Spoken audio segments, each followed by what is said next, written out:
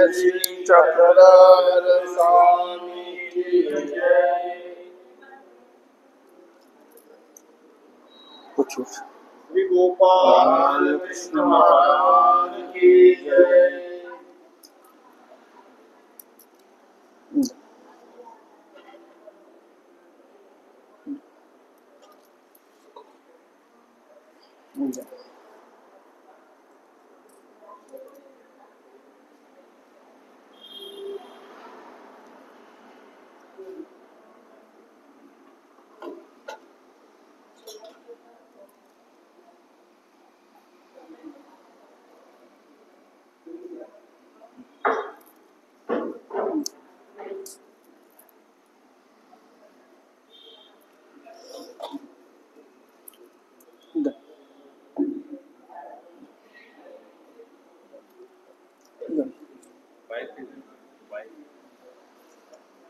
चालू आहे ना?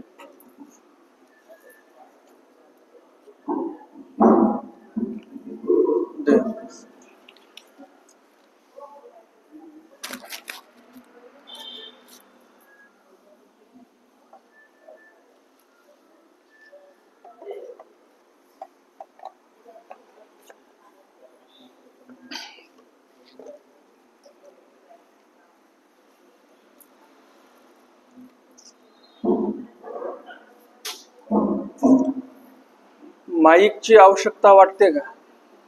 आपली जर संख्या पाहिली, माईकची आवश्यकता आहे ना? आवश्यकता आहे. बर, ठीक आहे. आता व्हॉल्यूम किती आहे का माहिती? बाहेरचं बंद आहे का? बंद आहे, मधल्यामध्ये. ठीक आहे, बरोबर. ठीक. सर्वांनी पोथी ऐकण्या अगोदर 2-2 दंडवत घालून बसा. ज्यांनी घातले असतील त्यांना पुन्हा घालण्याची गरज नाही. ज्यांनी घातले नसतील त्यांनी 2-2 दंडवत घाला.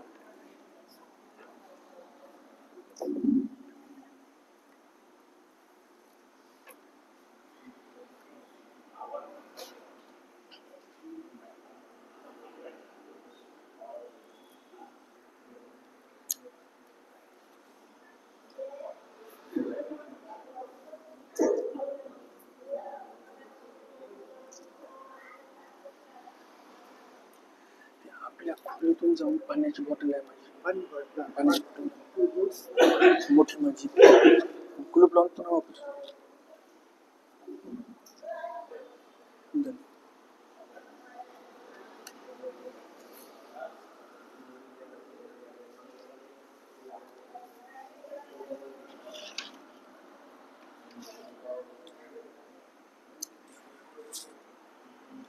कृष्णाय वासुदेवाय हरये परमात्मने प्रणतः क्लेशनाशाय गोविंदाय नमो नमः. गोविंदाय नमो नमः. श्री गोपाल कृष्ण महाराज की जय.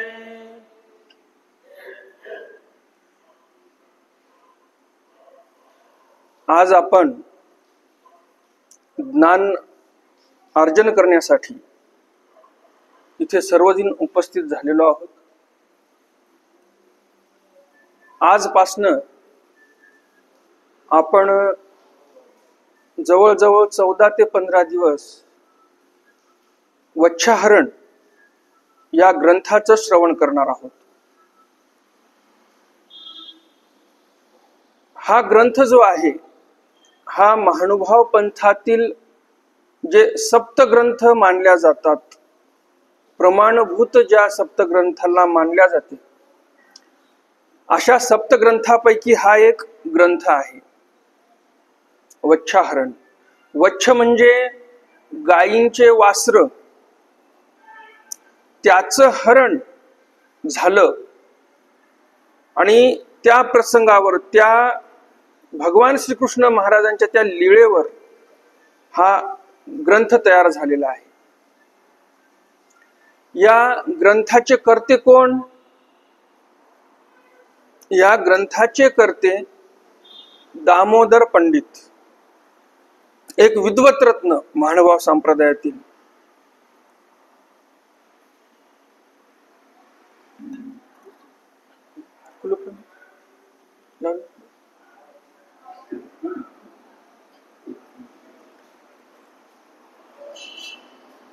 तर हे जे काव्यकर्ते आहेत दामोदर पंडित, यांच्याविषयी माहिती करून घेणं हे महत्वाचं आहे.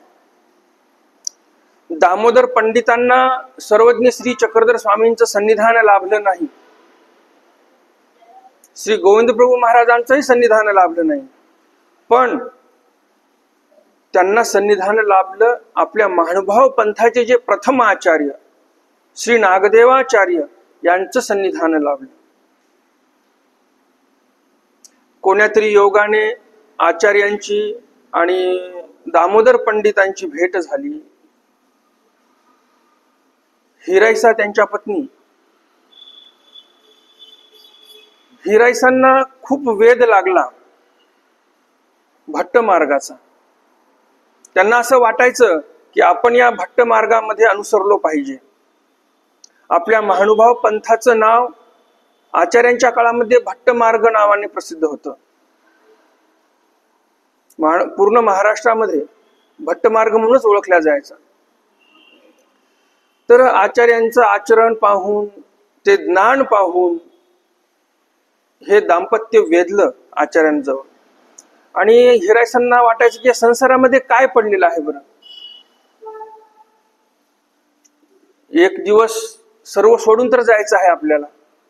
आणि त्यामुळं हिराईसांना काय मन लागत नव्हतं संसारामध्ये. ते म्हणे आपल्याला अनुसरायचं. मग एक दिवशी दामोदर पंडितांना त्या म्हणतात की तुम्ही अनुसरा का मज अनुसरू द्या. एकतर तुम्ही अनुसरण घ्या किंवा मग मला अनुसरण घेऊ द्या. अनुसरणाची एवढी उत्कट इच्छा पाहून दामोदर पंडित म्हणतात, तुम्हाला अनुसरण घ्यायचं आहे, तुम्ही जा अनुसरण घ्या. मी मुलाचा विवाह करीन आणि मग येईन. एवढी उत्कट इच्छा. अनुसरण घेण्यापूर्वीच एकदा योग आला आचार्यांचा त्यांच्या घरी जाण्याचा. आता साधू संत एवढं मोठं थोर पात्र घरी येत आहे म्हटल्यानंतर साहजिकच आहे कोणालाही वाटते आपल्याकडून काहीतरी क्रिया प्रवेशन झाली पाहिजे, काहीतरी घास कुटका आपला घेतला पाहिजे. मग हिराईसांनी पिढारणाचं आमंत्रण दिलं, म्हणजे जेवण करून जा आमच्या इथून. आचार्य म्हणतात काय हरकत नाही. स्वयंपाक तयार झाला. घरी मुलगी होती एक. ते मुलगी फार म्हणजे मोठ्या बिमारीमध्ये होती, फार म्हणजे मरणासन्न अवस्थेमध्ये होते. काय बिमारी होती वगैरे काय आलेलं नाही, पण तिची अंतिम घटिका जवळ आल्यासारखी तिची परिस्थिती होती हिराईसांच्या मुलीची. आणि हिराईसा मुलीला पाहते, तब्येत बरी नाही तिची. कितीतरी दिवस झाले अंथरुणाला खिळून बसलेली आहे. आणि अशा परिस्थितीमध्ये आचार्यांसाठी जेवणासाठी उत्तम प्रकारचा स्वयंपाक केला. आचार्यांना आता जेवायला वाढणार तेवढ्यामध्ये मुलगी सरली. पाहिलं मुलगी तर वारली, आता काय करायचं. आता एखादी आई असती तर किती तिने आक्रांत केला असता दुःखाचा. दुःखाक्रांत मन झालं हिराईसांचं. पण किती धैर्य म्हणावं हिराईसांचं की हिराईसांनी त्या मुलीचं प्रेत तसं झाकून ठेवलं. जेवायला वाढलं सर्व आचार्यांना. आणि जेवण वगैरे झाल्यानंतर आपणही घास कुटका खाल्ला त्यांच्या समोर. आणि नंतर मग म्हणायला लागली, आओ आताची होती ओ माये, की आताच होती ही आणि आताच गेली. आणि मग एका मातेचं अंतःकरण जसं दुःखिस्त होते, जशी एखादी माता आपलं पोटचं मूल गेल्यानंतर रडते, त्याप्रमाणे मग हिराईसांनी ओक्साभोक्सी रडून तिथं दुःख व्यक्त केलं. खूप दुःख झालं, खूप रडल्या. किती धैर्य म्हणावं. ईश्वर धर्माविषयी जे समर्पण आहे, नाहीतर एवढं दुःख कोणी झाकून ठेवू शकते का? शक्यच नाही. तर अशा हिराईसा धैर्यवान होत्या. आणि दामोदर पंडित तर विद्वान होतेच, म्हणून तर त्यांनी सांगितलं की मी माझ्या मुलाचं लग्न, म्हणजे आपल्या मुलाचं लग्न करून मग मी संन्यास घ्यायला येतो. तुझी इच्छा आहेच तर तू जा आणि संन्यास घे. नाही तर एखादा काय म्हटलं असता माणूस, म्हणे आता मुलाचं लग्न बाकी आहे, तू जाणार, इथलं घरचं कोण करणार? लग्न कार्य म्हणजे काय साधारण असते का? आपल्यामध्ये म्हणच आहे, घर पाहावं बांधून, लग्न पाहावं करून. म्हणजे घर बांधणं आणि लग्न करणं ह्या दोन्ही गोष्टी काय सोप्या नाहीत. त्यामध्ये फार परिश्रम घ्यावे लागतात आपल्याला. शारीरिक परिश्रम तर असतातच, परंतु आर्थिक पण त्याच्यामध्ये कष्ट असतात, पैसा पण खूप खर्च होतो. तर अशा परिस्थितीमध्ये दामोदर पंडित म्हणतात, तुला जर ईश्वराच्या ठिकाणी अनुसरायचं आहे, काही हरकत नाही, सगळं मी बघून घेतो इकडचं, तू संन्यास घे. मी मुलाचं लग्न आटपलं की मी पण संन्यास घेण्यासाठी येईल. दुसऱ्याच्या धर्मामध्ये आडकाठी येऊ नये आपल्यामुळे, त्यासाठी किती त्याग करावा, तर हे आपल्याला दामोदर पंडितांकडे पाहून लक्षात येते. घंटी वाजू नका, घंटी वाजू नका, कोण आहे? ओ घंटी वाजू नका ना.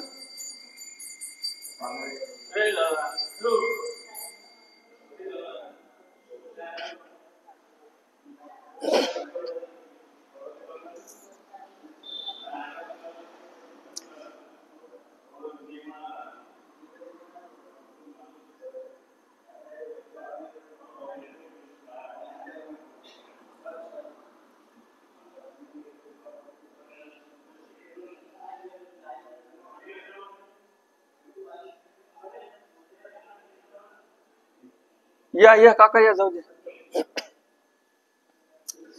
तर कोणाच्या धर्माला आडकाठी आपण आणू नये, किंबहुना आपण अनाहूतपणे होऊ नये, यासाठी दामोदर पंडितांचा त्याग किती मोठा आहे बघा.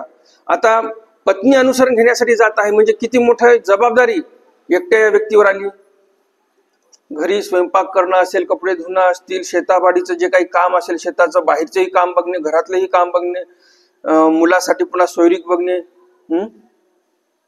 पुन्हा जे काही विवाह समारोहाचे जे काही कार्यक्रम असतात ते सर्व नियोजन लावणे, ही सोपी गोष्ट आहे का?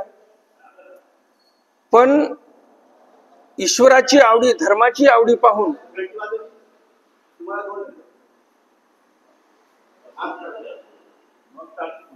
तर ईश्वराच्या धर्माची आवडी एवढी आहे इथे हिऱ्याच्या ठिकाणी की सर्व जबाबदारी दामोदर पंडितांनी घेतली.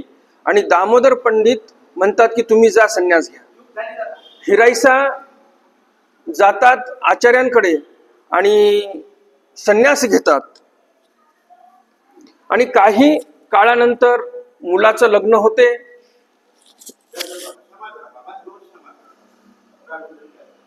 आणि संन्यास त्यांचा झाल्यानंतर इकडे मुलाचंही लग्न होते. आणि लग्न झाल्यानंतर पण दामोदर पंडितांचं मन काही संसारामधून निघायला तयार नव्हतं. दामोदर पंडित मुलाचा विवाह करून पण आता वाटलं असेल चला थोडस आता सुनाचं सुख पाहूया, की बाबा वेळेवर खाणं पिणं सगळं जाग्यावर, कारण अगोदर तर स्वयंपाक स्वतः करून खाऊ घातला मुलाला, बरोबर की नाही. आता वाटलं असेल चला सुनाच्या हातचं खाऊ थोडं काही दिवस, नंतर जाऊया, संन्यास कुठे चालला, असा कदाचित त्यांच्या मनामध्ये विचार आला असेल. आणि म्हणून इकडे मुलाचा विवाह झाला तरी पण घर सोडायला तयार नव्हते. आणि अशा परिस्थितीमध्ये हिराईसांच्या कानावर ह्या गोष्टी गेल्या की दामोदर पंडितांनी मुलाचा विवाह वगैरे सर्व आटोपलं व्यवस्थित, आणि तरी पण संन्यास घेण्यासाठी आचार्यांकडे आले नाही. मग हिराईसांनी एका व्यक्तीजवळ निरोप पाठवला की जाऊन त्यांना एवढाच निरोप सांगा, जिये चुलीची खिरी खादली तिये चुलीची काही राख खाल. म्हणजे ज्या चुलीवर मी तुम्हाला मिष्टान्न तयार करून खाऊ घातले, उत्तम उत्तम पदार्थ करून खाऊ घातले खिरीप्रमाणे, त्या चुलीची काय राख खाण्यासाठी मागे थांबलात का? तिथं तुम्ही विवाह झाल्यानंतर मुलाचा संन्यास घेतो म्हणाला होता, आता यायला पाहिजे तुम्ही. यामध्ये दुसरा एक अर्थ येतो की हिराईसांना काय म्हणायचं आहे की आता घरी थांबून तुम्ही काय सुनेचे टोमणे ऐकण्यासाठी थांबलात का, किंवा शिळे कुटके तोडण्यासाठी थांबलात का? राख खाणार म्हणजे काय, तुम्हाला व्यवस्थित ज्यावेळेस अन्न मिळणार नाही, सून ज्यावेळेस तुम्हाला व्यवस्थित अन्न देणार नाही, व्यवस्थित सेवा करणार नाही, त्यावेळेस तुम्ही अनुसरण घेणार का? हाही एक अर्थ त्यामध्ये आहे. हा निरोप ज्यावेळेस दामोदर पंडितांना कळाला, दामोदर पंडित म्हणतात आता म्हातारी कोपली म्हणे, आता इथून निघावंच लागणार आपल्याला. आणि अशा प्रसंगी दामोदर पंडितांनी घर सोडलं आणि आचार्यांकडे आलेले आहेत.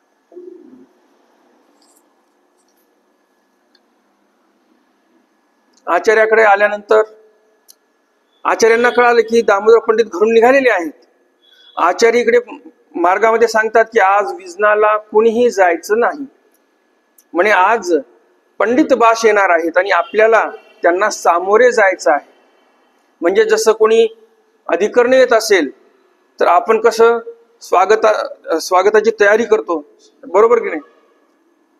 किंवा मग रांगोळी वगैरे टाकल्या नाही, फुलं जरी नाही उधळले तिथे, तरी पण आपण गडबडीमध्ये जरी असलो तरी किमान आपण स्टँड पर्यंत किंवा ऑटो स्टॉप पर्यंत त्यांना घेण्यासाठी तरी जातो, बरोबर की नाही? नेताना तर आपण वापसीच्या वेळेला पण सोडायला जातो, परंतु आणताना पण आपण तिथं जातो समोर, त्याला म्हणतात सामोरे जाणे. तर आचार्य म्हणतात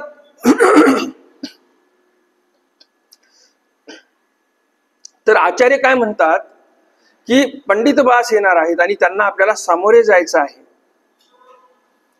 मग कोणालाही विजनाला न जाऊ देतात, थांबवून घेतात आणि पंडित बास येणार, दामोदर पंडित येणार, त्यावेळेला बरोबर सर्वजण समोर जातात आणि दामोदर पंडितांना गुरुकुळामध्ये घेऊन येतात.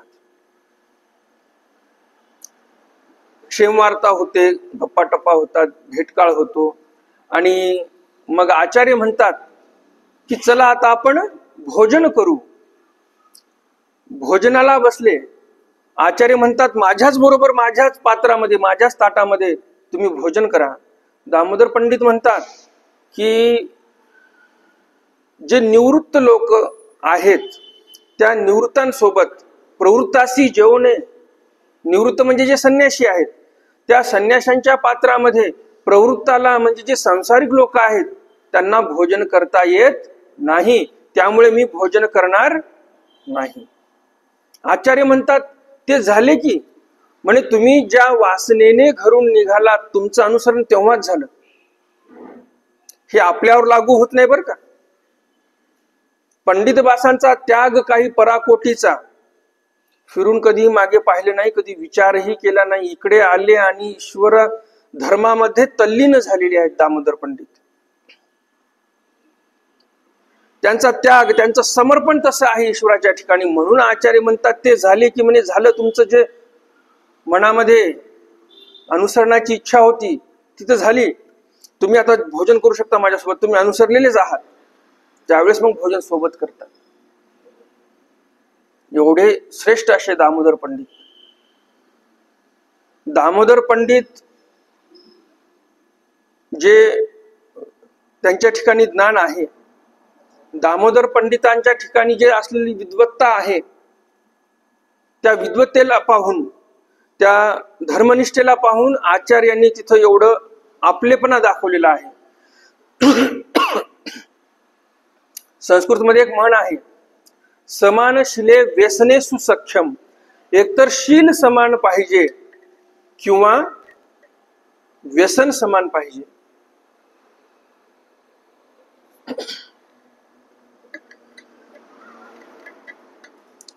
त्यावेळेस सख्य होऊ शकते. हे आपल्या पूर्वजांनी सांगितलेलं आहे, सुभाषितकारांनी सांगितलेलं आहे. जिथे समानता आहे तिथे सख्य. बंधुभाव तर पुढची गोष्ट राहिली.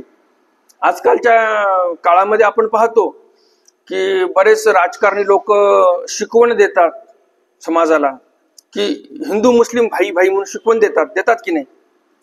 पण आपले सुभाषितकार काय सांगतात, समान शिले व्यसने सुसख्यम. एकतर शील, सदाचार हे समान असलं पाहिजे तर तिथं मित्रता होते, किंवा व्यसन सारखे असले तर मित्रता होते. जसं आता अनोळखी बस स्टँडला कोणी उतरलं कोणातरी गावाला, आणि या व्यक्तीला तंबाखू खाण्याची सवय आहे, तिथला कोणीतरी स्थानिक आहे तो तंबाखू खायला बसलेला आहे, हा लगेच म्हणतो थोडासा द्या, आणि चालू झालं त्यांचं दोघांचं तंबाखू खाणं. लगेच गप्पा टप्पा झाल्याला झाली मित्रता तयार. बरोबर की नाही? व्यसन समान आहे म्हणून मित्रता लवकर झाली.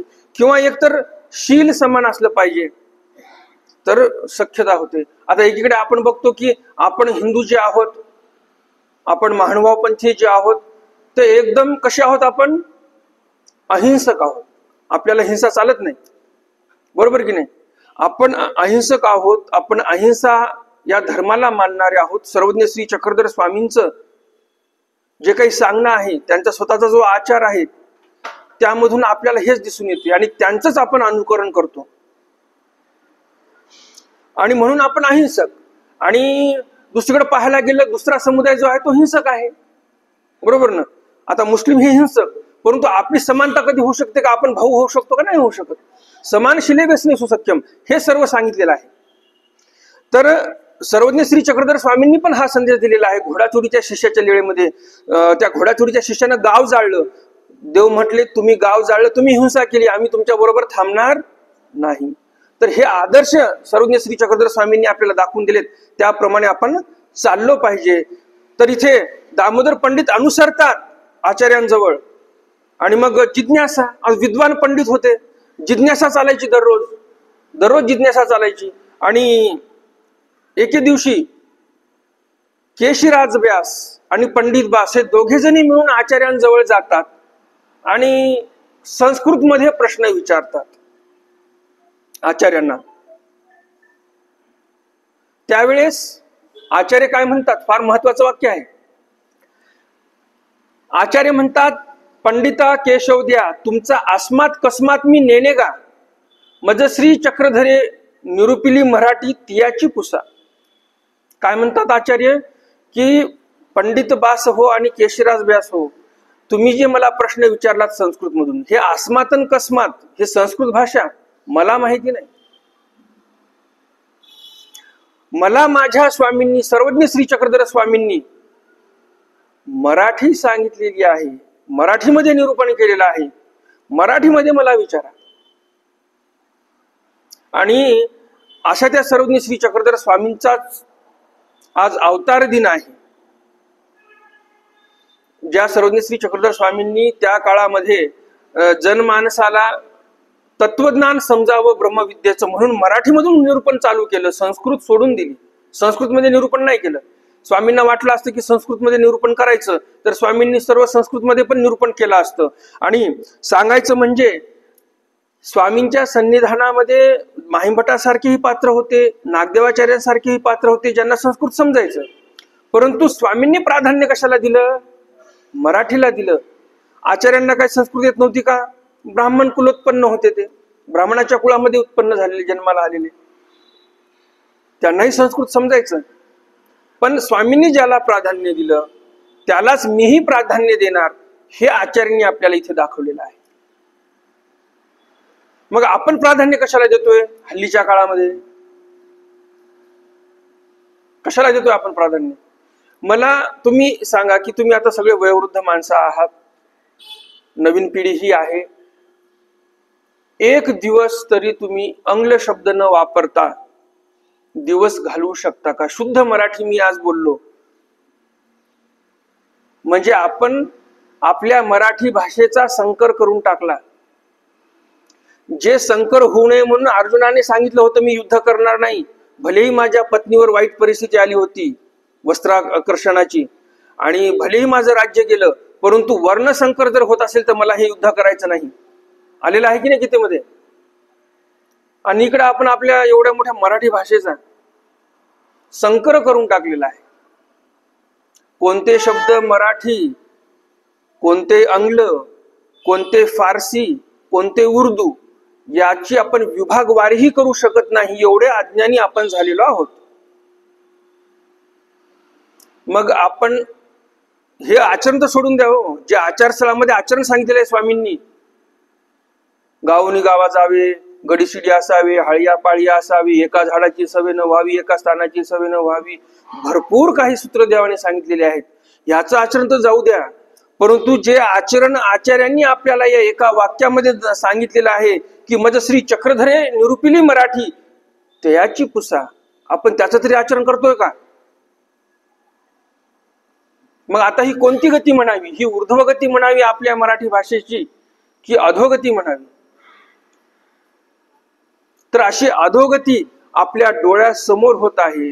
भविष्यामध्ये तुम्हाला सांगतो अजून 20 वर्षाला मुलांना हेही सांगता येणार नाही की हा आंग्ल शब्द आहे, आंग्ल म्हणजे इंग्रजी शब्द, की हा इंग्रजी शब्द आहे आणि हा मराठी शब्द आहे, हेही मुलं तुमचं विभागवारी करू शकणार नाही. आता जे वयोवृद्ध इथं बसलेले आहेत ते सांगू तरी शकतील.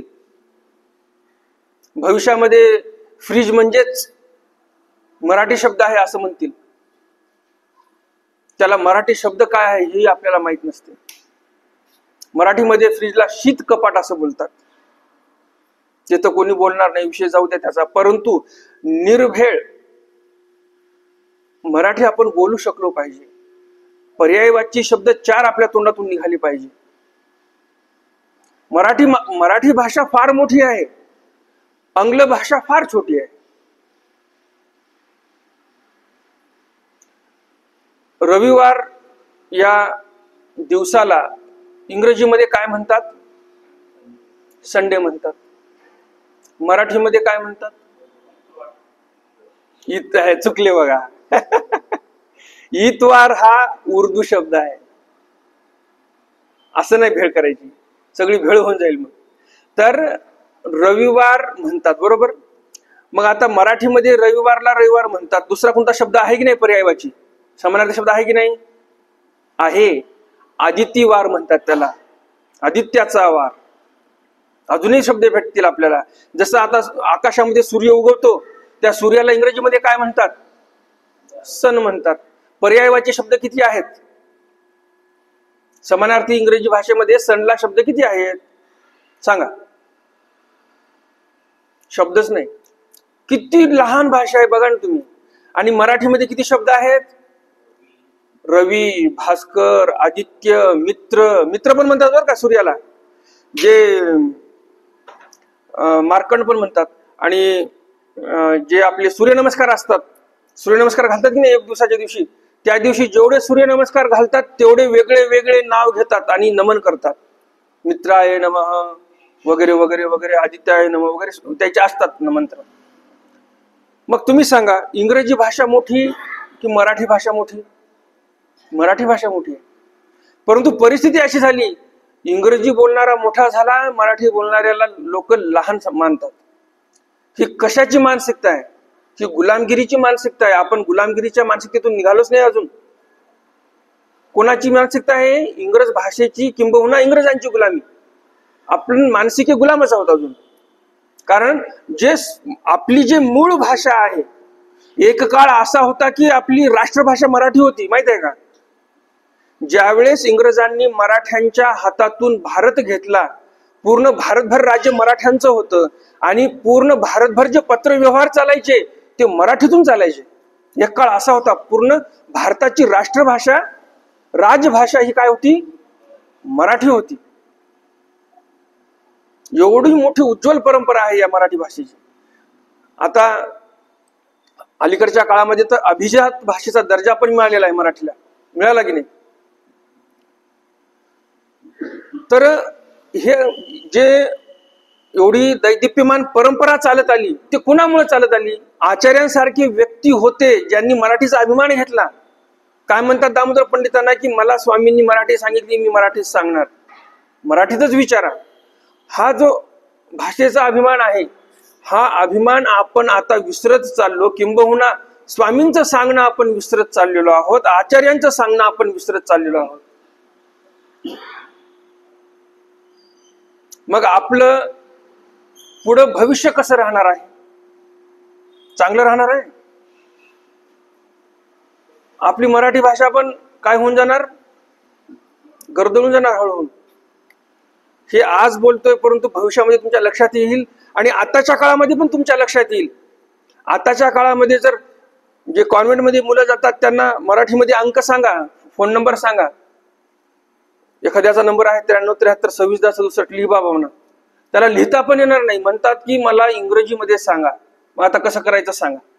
अधू झाली की नाही मुलं मराठी भाषेविषयी? तर इथे आपल्याला एक लक्षात येते की आचार्यांनी मराठीचा अभिमान घेण्यासाठी सांगितलेला आहे, आपण तो अभिमान घेतला पाहिजे. दामोदर पंडितांच्या हयातीत बरेच काही असे प्रकरण घडले की त्या प्रकरणावरून आपल्याला दामोदर पंडितांची विद्वत्ता लक्षात येते. एके वेळेस आचार्य बसलेले होते, धर्मवार्ता चालू होती, चर्चा चालू होती. चर्चा चालू असताना आचार्य म्हणतात, माझे शास्त्र माहीम भटा लक्ष्मींद्र भटाचेनी नुजळेची. म्हणजे चर्चा करत असताना माझं शास्त्र माहीम भट्ट किंवा लक्ष्मींद्र भट्ट हे फार विद्वान पंडित त्या काळातील. लक्षणस्थळ जे आहे त्या लक्षणस्थळामध्ये लक्ष्मींद्र भट्टांचे सर्वात जास्त पक्ष आहेत. एवढे विद्वान पंडित. माहीम भट्ट तर पाहायचं कामच नव्हतं, ते तर पराकुटीचे विद्वान. तर असे हे विद्वान पंडित असताना देखील आचार्य काय म्हणतात की माझे शास्त्र माहीम भट्ट आणि लक्ष्मींद्र भटाचेनी नुजळेची, ते पंडिता केशवदयासी चर्चा करिता उजळले. पंडित व्यास म्हणजे दामोदर पंडित आणि केशराज व्यास यांच्यासोबत चर्चा केल्यानंतर माझं शास्त्र उजळतीला आलं, हे आचार्य बोलतात. ज्या आचार्यांना स्वामींनी आपल्या महानुभाव पंथाचे प्रथम आचार्य आद्याचार्य बनवलं, म्हणजे ते पंडित व्यास किती विद्वान असतील. अशा या थोर पंडिताचा, विद्वान पंडिताचा हा जो ग्रंथ आहे, त्यांनी निर्माण केलेला हा जो ग्रंथ आहे, हा ग्रंथ आज आपल्याला सर्वांना टप्प्याटप्प्याने आजपासून 14 दिवसापर्यंत ऐकायला मिळणार आहे. एके दिवशी पंडित व्यास आटनादिक्रमे असताना एका ब्राह्मणाची आणि त्यांची भेट झाली, चर्चा झाली. एका चर्चेमध्येच त्या ब्राह्मणाला लगेच दीक्षा देण्यासाठीच आणलं आश्रमामध्ये, कुणी? दामोदर पंडितांनी. आणि तिथं आल्यानंतर आचार्य गौरव उद्गार काढतात दामोदर पंडितांसाठी की हे जे दामोदर पंडित बोलतात, हे दामोदर पंडित नाही बोलत, हे पंडिताचे बोलणे माझे हाकारागा म्हणतात. हे जे पंडिताचे बोलणे आहे ते माझेच हाकारे आहेत. मी बोललो की जसं पुढच्या व्यक्तीला धर्माविषयी जागरूकता निर्माण होते, पुढच्या व्यक्तीला बोध होतो, पुढच्या व्यक्तीला वेध होतो आणि पुढचा व्यक्ती अनुसरण घेण्यासाठी तयार होतो. आचार्यांना पाहिल्या पाहिल्या वेधून जायचे लोक. पहिला टप्पा वेदाचा, दुसरा बोधाचा, तिसरा अनुसरणाचा. आणि म्हणून आचार्य म्हणतात की पंडित व्यासाचा पण तसंच आहे. यांना पाहून, यांच्याशी चर्चा करून पुढची जी व्यक्ती आहे ती लगेच वेधल्या जाते, बोधल्या जाते आणि नंतर ते पुढं भिक्षा घेण्यासाठी तयार होते, म्हणजेच दीक्षा घेण्यासाठी तयार होते. तर असे हे दामोदर पंडित, या पंडित व्यासांनी एकदा विजनाला बसले असताना गीत गायन चालू केलं.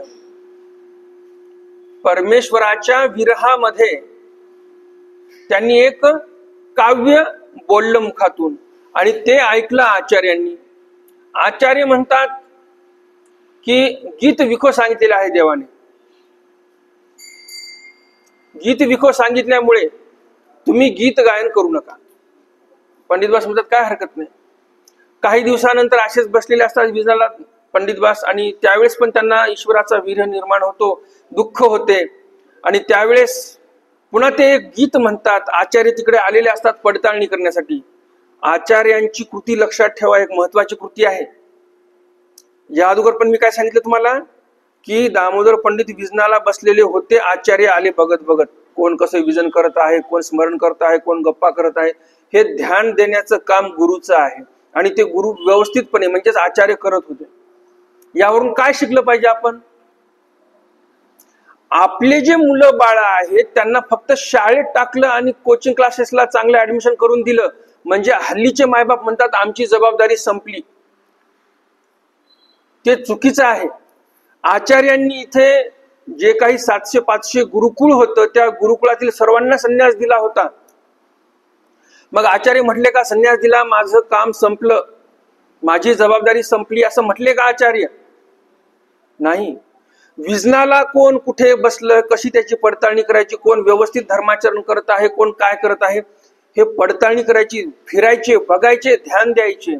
पण आपले आचार्यच फिरत होते असं नाही, महादायसा पण फिरायचे आणि लक्ष द्यायचे की कोणता साधक कसं धर्माचरण करत आहे, त्याच्या धर्माचरणामध्ये कुठे चूक आहे, कुठे त्याला सुधरून द्यावं लागेल, हे सर्व हे दोघही बहीण भाऊ पाहायचे, महादायसा आणि आचार्य. तसं आपण पडताळणी करतोय का आपल्या मुलांची? मुलगा गेला कॉलेजला, मुलगी गेली ट्युशनला, आमची जबाबदारी संपली, त्यांची फी भरली, पण परिस्थिती काय सध्याची? कॉलेजला जातो म्हणून सांगतात, दुसरीकडेच फिरतात. हे बरोबर की नाही? इकडे मायबापाला हेही कळत नाही की मुलगी घर सोडून निघून गेली. इथपर्यंत मायबाप पैसा कमवण्याच्याच नादी लागले. बरं तुम्ही सांगा, पैसा गडगंज कमवला, गडगंज संपत्ती कमवली तुम्ही, उद्या तुमची मुलं मुलीच तुमच्या जवळ नसतील तर काय करता त्या पैशाला?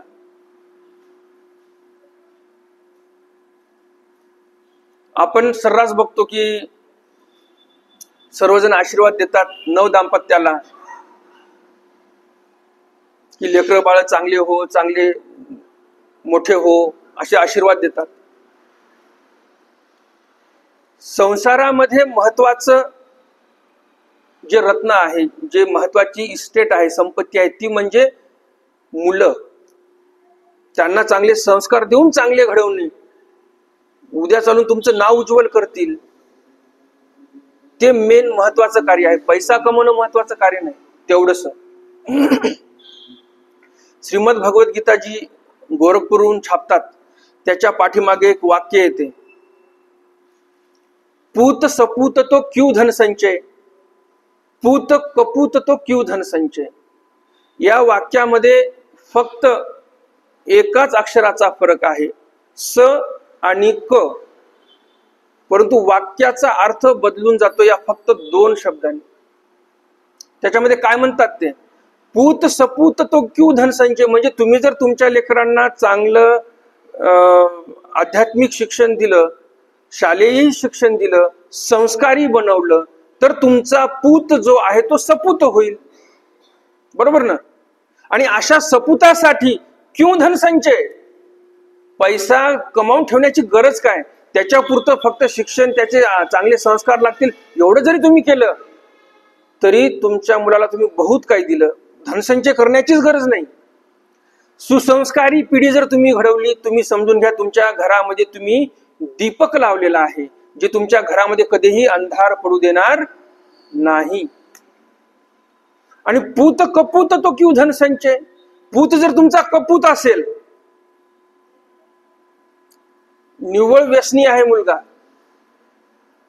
पैसा खूप कमवला बापाने, मुलाकडेच लक्ष देणं झालं नाही, मायबापांनी मिळून पैसा कमवला, दोघेही कामाला जात होते, खूप पैसा कमवला, मुलीकडे लक्ष देणं झालं नाही, त्याची परिणिती काय झाली, हे कपूत निघाले, दोघंही चांगले निघाले नाही. मग धनसंचय करण्याची काय गरज आहे? तुम्ही कितीही करोडो रुपयाची मालमत्ता कमावून ठेवली, गरजच नाही ते धनसंचय करून ठेवण्याची, कारण ते तुमची करोडोची कमाई एका हप्त्यात नष्ट करून टाकेल. वाईट व्यसनाच्या नादी लागल्यानंतर काय आहे? तुमच्या माघारी पण तो काही जीवन सुखी नाही जगणार. तुम्ही आहात तोपर्यंत तुम्ही त्याला काही शिवाय देणार, काही त्यांना शिक्षा देणार मुलाला, काहीतरी जमापुंजी ठेवणार. तुमच्या माघारी काय आहे? आणि प्रत्येक मायबापाला वाटते माझ्या माघारी माझ्या मुलांचं काय होईल, त्यांच्यासाठी कमावून ठेवतात की नाही. मग असं जर तुम्ही वेळेत लक्ष नाही दिलं तर फायदा काय त्या संपत्तीचा? आचार्य काय म्हणतात तिथे जाऊन म्हणतात की तुम्ही असं गीत गायन करू नका. विजनाला जाऊन पडताळणी करत आहेत. दामोदर पंडितांसारखा व्यक्ती विजन करत आहे झाडाखाली, आणि आचार्य येतात पडताळणी करण्यासाठी कसं काय चालू आहे त्यांचं धर्माचरण. स्वतःचं तर धर्माचरण चांगलं आहेच आचार्यांचं, परंतु दुसऱ्यांनीही व्यवस्थित करावं त्यासाठी किती तळमळ आहे. तशी प्रत्येकाची तळमळ संसारासाठी, मुलांसाठी पण असली पाहिजे, ही सांगण्याची वेळ सध्या संत समाजावर आलेली आहे. वाईट परिस्थिती आहे ही, चांगली परिस्थिती नाही. बरोबर की नाही? संत समाजाला जर आज हे सांगावं लागत असेल की बाबा तुमच्या मुलांवर चांगलं लक्ष द्या, आजकाल तुम्ही वर्तमानपत्र बघा, इलेक्ट्रॉनिक मीडिया बघा, प्रिंट मीडिया, जे काही मीडिया बघा, त्याच्यामध्ये किती प्रकरण आपण बघतो. ते प्रकरण जे घडतात वाईट, अंगावर काटा आणेल असे काही भयानक भयानक प्रसंग घडलेले आहेत. हे कशामुळे घडतात? आपण आपल्या मुलांना व्यवस्थित संस्कार दिले नाही. जो कोणी गुन्हेगार आहे, ज्यानं काही ते पाप कर्म केले, ते कोणाचा तरी मुलगाच असेल, कोणाची तरी मुलगीच असेल, बरोबर की नाही? मग चुकी कोणाची झाली? मायबापांची चुकी झालेली आहे. संत समाजाने एवढं सांगावं की अध्यात्म चांगलं करा, हे आमचं कार्यक्षेत्र, बरोबर की नाही? परंतु परिस्थिती एवढी विपरीत झालेली आहे. तर असं आचार्यांकडून आपण शिकलं पाहिजे. पडताळणी करायची. उगाच कॉलेजला गेला, ट्युशनला गेला म्हणून मोकळं बसायचं असं नाही. नांदेडला जिथं आपला आश्रम आहे, आश्रमाच्या पाठीमागेच कॉलेज आहे.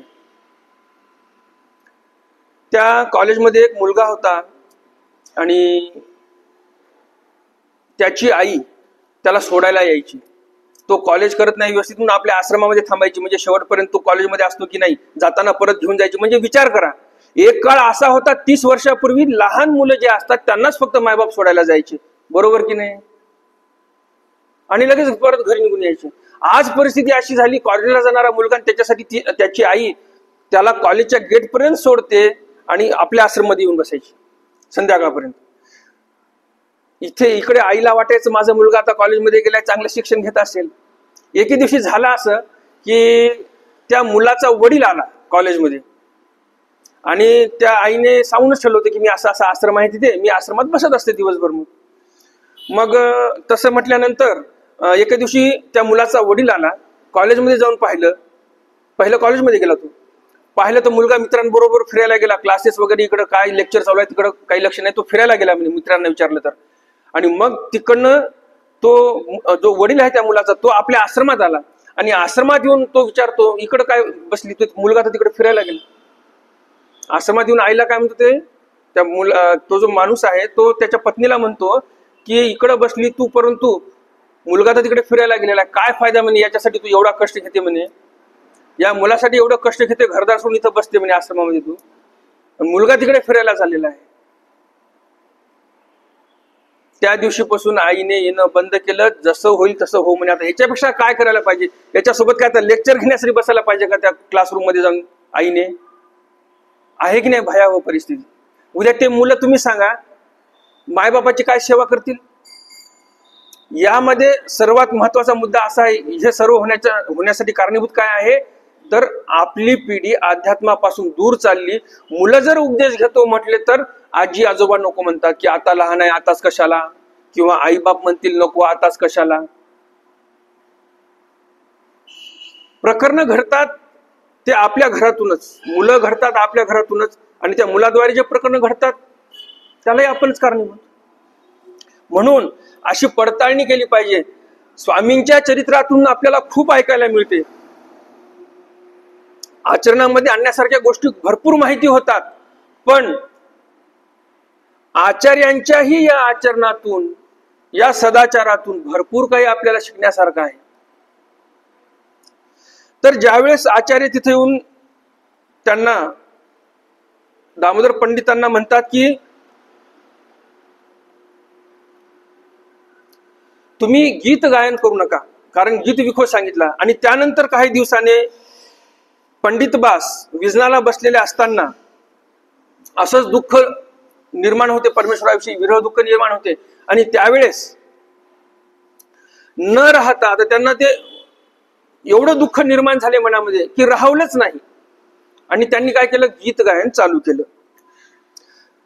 ते गीत एवढं सुंदर आहे की दामोदर पंडित म्हणतात, आणिक बोलना लोन लागो श्रवणा, रूप तरी नयना आवडो तुझे, आणिक बोलना लोन लागो श्रवणा.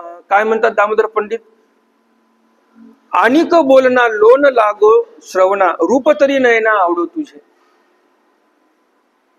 दुसरं मला कोणतंही बोल आवडत नाही, शृंगारिक काव्य आवडत नाही, लोन लागे श्रवणा, कानाची जे आवडी आहे ते ईश्वराच्याच भजनामध्ये आहे. रूप तरी नयना आवडो तुझे. तुझ्या म्हणजे दामोदर पंडित परमेश्वराला म्हणत आहेत की तुझ्याच भजनामध्ये माझ्या श्रवणाला म्हणजे माझ्या कानाला पण आवडी आहे.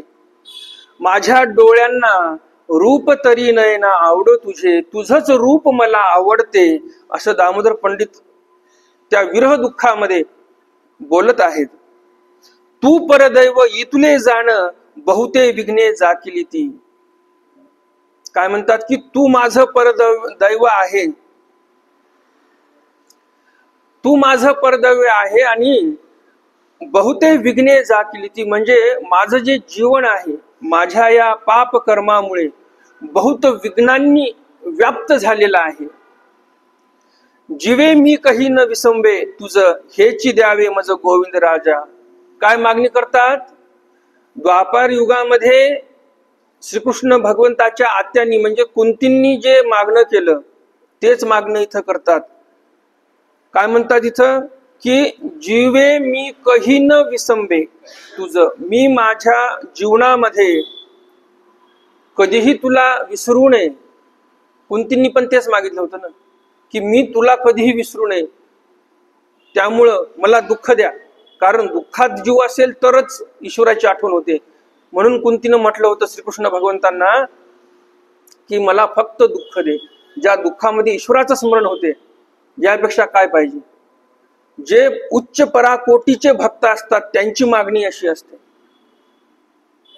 भक्तांमध्ये क्वालिटी वेगळ्या वेगळ्या असतात.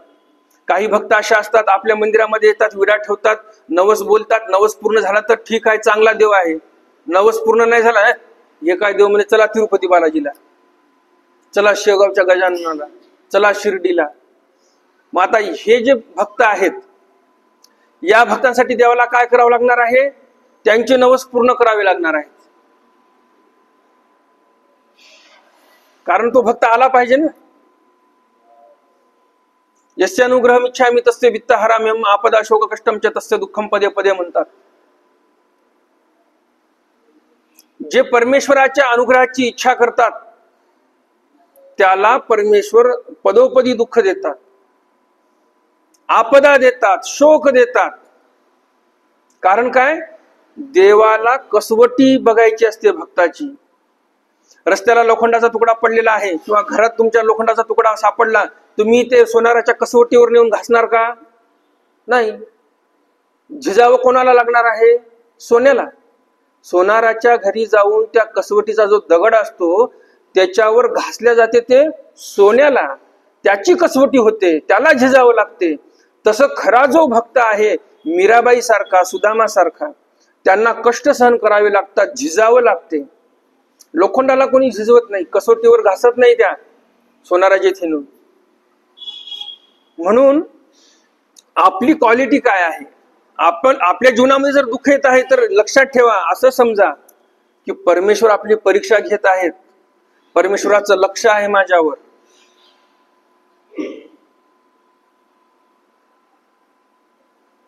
आपण त्या लेवलचे भक्त झालेलो आहोत असं समजा. म्हणून इथे दामोदर पंडित म्हणतात की मी कधीही मला कधीही विसर पडू नये तुमचा, हेची मज द्यावे गोविंद राजा. हे गोविंद राजा मला हेच द्या. निरंतर करी मी तुमचे स्मरण, ऐसेची योका माझ्या मना गोविंद राजा. निरंतर मी तुमचं स्मरण केलं पाहिजे असं माझ्या मनाच्या ठिकाणी आलं पाहिजे. आणखी बुजविता डिंब न बुजावे, माये लागी रोवे. आणिक बुजविता डिंब न बुजवे म्हणजे मुलगा रडत आहे आईसाठी, परंतु शेजारी म्हणा किंवा त्या मुलाची मावशी म्हणा काहीतरी वेगळ्या वस्तू देऊन त्याला बुझवण्याचा प्रयत्न करत आहेत, म्हणजेच समजावण्याचा प्रयत्न करत आहेत. परंतु मुलगा रडतो तो आईसाठीच. माये लागी रोवे ते काही अपराधी. आईसाठी जर लेकरू रडत आहे तर तो काही अपराधी आहे का? नाही. माझी सेन संडी आर्तदानी नागदेवा स्वामी श्री चक्रपाणी. माझ्याकडे जे तुमचं लक्ष आहे ते लक्ष देणं सोडू नका, माझ्याकडेच लक्ष असू द्या. आर्तदानी म्हणजेच जे अर्थपूर्वक देवाची विनंती करणारे आहेत, आरती करणारे जे भक्त आहेत, त्यांना तुम्ही दान देणारे आहेत. नागदेवा स्वामी म्हणजे श्री नागदेवाचार्यांचे स्वामी म्हणजेच सर्वज्ञ श्री चक्रधर स्वामी, हे माझी विनंती ऐका. असं हे गीत गायन करत करत दुःख करत आहेत, रडत आहेत दामोदर पंडित. आणि आचार्यांनी हे गीत ऐकलं. आचार्यांनी काही दिवसापूर्वी सांगितलं होतं गीत गायन करू नका, आणि आचार्यांनी आता पुन्हा ऐकलं हे गीत गायन करत आहेत. आचार्य समोर गेले. भटोबा तिथे उभे राहतात, ऐकतात. आणि ऐकल्यानंतर आचार्यांना वाटते की खरंच किती सुंदर गीत म्हटलेलं आहे दामोदर पंडितांनी. आणि मग आचार्य समोर येतात. पहिलं बाजूला उभे होते, मग समोर येतात आणि समोर येऊन म्हणतात की आज लागोनी तुझं गीत गावे अनुज्ञा, आजपासून तुला गीत गाण्यासाठी मोकळीक आहे. तर गीतही असं बोललं पाहिजे. म्हणजे दामोदर पंडित बघा काय पराकोटीची भक्ती. जे आचार्यांनी निषेध केला होता ज्या गोष्टीचा, त्याच गोष्टीला पुन्हा आचार्य म्हणतात की तू ही गोष्ट कर. तर असे हे पंडित होते. यांच्या सांगायला गेले तर भरपूर काही आख्यायिका अशा आहेत. तर अशा या विद्वत रत्नाचं आपण काव्य श्रवण करणार आहोत. आज आपला पहिला दिवस आहे आणि आज या काव्याला आपण आरंभ करणार आहोत. पूर्वपीठिका मी ह्यासाठी सांगितली की आपण हे जे ग्रंथ श्रवण करणार आहोत, हा ग्रंथ साधारण व्यक्तीने निर्माण केलेला नाही. एक असाधारण पांडित्य असणारी व्यक्ती, त्यांचा हा ग्रंथ आहे. नाव या ग्रंथाचं वच्छाहरण असं आहे. वच्छ म्हणजे गायीचे वासर, त्याचं हरण केलं आणि त्या प्रसंगावर, त्या लीळेवर हा पूर्ण ग्रंथ दामोदर पंडितांनी निर्माण केलेला आहे. पण विषय असा आहे की ग्रंथ निर्माण दामोदर पंडितांनी केला, पण सुरुवातीच्या काही ओव्यांमध्येच आपल्याला लक्षात येते की यामध्ये मुनी केशिराजांचं नाव आलेलं आहे. केशिराज व्यास म्हणजे ज्यांनी सूत्रपाठाची निर्मिती केली, दृष्टांत पाठ, रत्नमाळा स्तोत्र वगैरे वगैरे भरपूर काही त्यांनी साहित्य संपदेचं निर्माण केलेलं आहे. तर यामध्ये दामोदर पंडितांनी म्हणे मुनी केशिराजू असा उल्लेख का केला बरं? हा एक प्रश्न येतो की काव्य एकाचं आणि नाव दुसऱ्याचं असं कसं काय बरं?